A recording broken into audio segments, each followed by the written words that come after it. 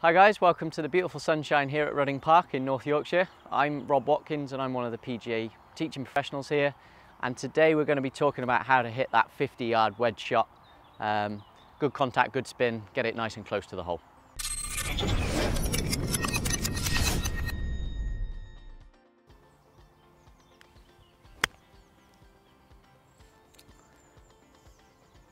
How often do we see that?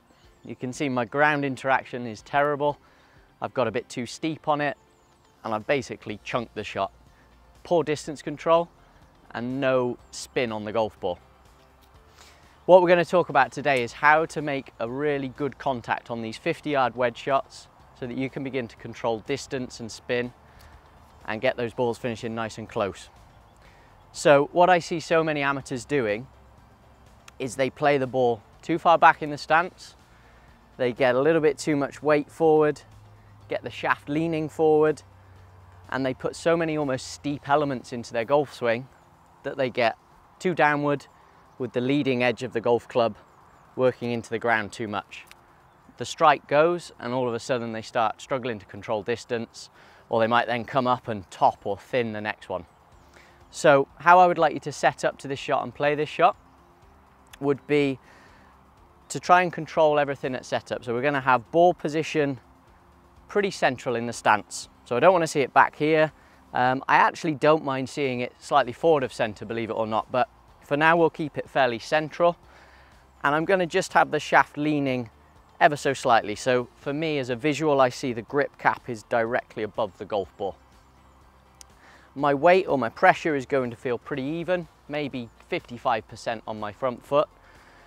But then as I work through the swing, I think two really good examples would be guys like Jason Day or Steve Stricker.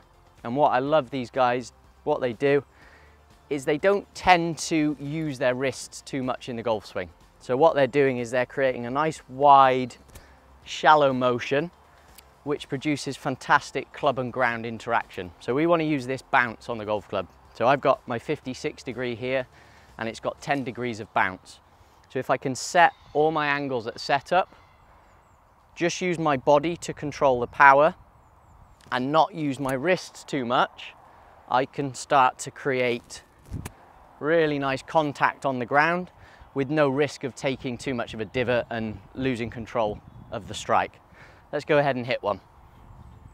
So ball position, nice and central, set the loft on my club, and then nice and wide and shallow.